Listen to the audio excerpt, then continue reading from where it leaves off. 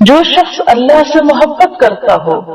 پھر اس کا یہ دل چاہے گا کہ دنیا کا ہر انسان اللہ سے محبت کرتا ہو، اور وہ اس محبت کو لوگوں میں عام کرے گا، اس کے لیے کوشش کرے گا، بھاگ دوڑ کرے گا، کیونکہ محبت انسان کو چین سے نہیں بیٹھنے دیتی، آرام سے نہیں رہنے دیتی، اس کے کچھ تقاضے ہوتے ہیں، اور وہ تقاضے کیا ہیں؟ اللہ سے محبت کے تقاضے کیا ہیں؟ یجاہدون فی سبیل اللہ، وہ اللہ کے راستے میں پھر بھاگ دوڑ کرتے ہیں، اپنی جان، اپنا مال، اپنا آرام، اپنی ہر چیز پیچھے چلی جاتی ہے۔ پھر جس محبت کے ساتھ ان کا دل جگمگاتا ہے اس روشنی کو ہر جگہ عام کرنے کی کوشش کرتے ہیں، اور ایسی دیوانگی کا ثبوت دیتے ہیں کہ لا یخافون لومۃ لائم، جیسے ایک دیوانے کو خوف نہیں ہوتا نا کہ کوئی کیا کہے گا، ہوتا ہے ایک مجنون کو خوف، جو پاگل لوگ ہوتے ہیں وہ اپنے پاگل پن کا اظہار ہر جگہ کر رہے ہوتے ہیں، تو انہیں اس بات کا ڈر نہیں ہوتا کہ لوگ ہمیں پاگل کہیں گے، کسی پاگل کو پاگل کہلائے جانے کا ڈر نہیں ہوتا۔ تو یہ لوگ جو اللہ کی محبت میں دیوانے ہوتے ہیں پھر انہیں کوئی پرواہ نہیں ہوتی کون ہمیں کیا کہے گا، وہ پھر عقل مند اور بہت بہترین بننے کی کوششوں میں نہیں ہوتے، وہ لوگوں سے عزت نہیں چاہتے، وہ تو یہ دیکھتے ہیں کہ ان کے رب کے نام سے، ان کے رب کے دین سے، ان کے رب کی بات سے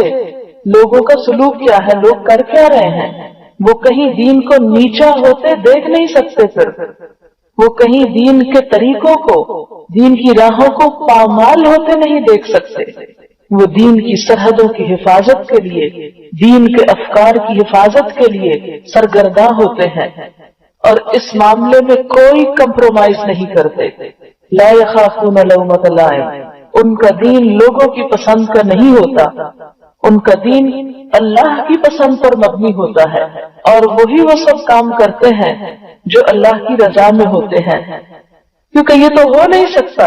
کہ کسی سے انسان کو محبت ہو اور پھر وہ اس کی ناراضگی کے کام کرے۔ خود اپنی زندگی میں بھی اللہ کی محبت حاصل کرنے کے لیے اللہ کی رضا کے کام کرتے ہیں، اور اسی طرح دوسری جگہوں پر بھی وہ یہی خصوصیت دیکھنا چاہتے ہیں۔ لا یخافون لومۃ لائم، کسی ملامت گر کی ملامت ان پہ اثر ہی نہیں کرتی، وہ ڈرتے ہی نہیں۔ آپ دیکھیں کہ ڈر کس کا ہوتا ہے انسان کو، ڈر کس چیز کا ہوتا ہے؟ جس سے انسان مرعوب ہوتا ہے، جس کو اپنے سے بڑا سمجھتا ہے۔ جب انسان اللہ کو بڑا سمجھ لیتا ہے تو لوگوں کا خوف دل سے نکل جاتا ہے، لیکن جب تک اللہ کا خوف دل میں نہیں بیٹھتا اس وقت تک انسان غیر اسلامی افکار، باتوں، مزاج، کلچر، طور طریقوں، ان سب چیزوں سے متاثر ہوتا ہے اور ان کو ٹوٹتے ہوئے دیکھنا نہیں چاہتا۔ تو جب تک ہمارے دل میں غیر اللہ کی محبت نکلے گی نہیں، غیر اللہ کی تعظیم ختم نہیں ہوگی، اس وقت تک ہمارے دل میں اللہ کی محبت آئے گی نہیں، اور اللہ کی محبت نہ ہو تو یہ صفات پیدا ہو نہیں سکتی، کیونکہ محبت جو ہے وہ پہلا قدم ہے یہاں اللہ کے پسندیدہ لوگوں کا، اللہ کے بہترین بندوں کی خصوصیات میں سے فَسَوْفَ يَأْتِ اللَّهُ بِقَوْمٍ يُحِبُّهُمْ وَيُحِبُّونَهُ أَذِلَّةٍ عَلَى الْمُؤْمِنِينَ أَعِزَّةٍ عَلَى الْكَافِرِينَ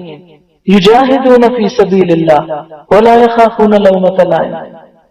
یہ ہے اللہ کے پسندیدہ لوگوں کی صفات، ذالک فضل اللہ، لیکن یہ اللہ کا فضل ہے، یؤتیہ من یشاء، وہ جسے چاہتا ہے عنایت کرتا ہے، یہ فضل ہر ایک کو تھوڑی ملتا ہے، یہ اس کا خاص فضل ہے کہ جس کو یہ صفات مل جائے، جس کو یہ بھلائی نصیب ہو جائے، یؤتیہ من یشاء، اور من یشاء کی ضمیر انسان کی طرف بھی آتی ہے، جو انسان چاہتا ہے اس کو یہ فضل ملتا ہے، یعنی من یشاء میں فاعل اللہ تعالیٰ بھی ہے اور بندہ بھی ہے، دونوں معنی ہو سکتے ہیں کہ یہ اللہ کا فضل اس کو ملتا ہے جس کے لیے اللہ چاہتا ہے، اور دوسرا معنی یہ اللہ کا فضل اس کو ملتا ہے جو بندہ اس فضل کو لینا چاہتا ہے، اس کی کچھ قیمت دینا چاہتا ہے، ہر چیز کی کچھ قیمت ہوتی ہے، تو جو یہ قیمت چکانے کو تیار ہو اسی کو یہ فضل نصیب ہوتا ہے۔ واللہ واسع علیم، اللہ وسعت والا ہے، علم والا ہے، اس کا فضل تو بڑا عام ہے، کوئی ہے جو لینے والا ہو۔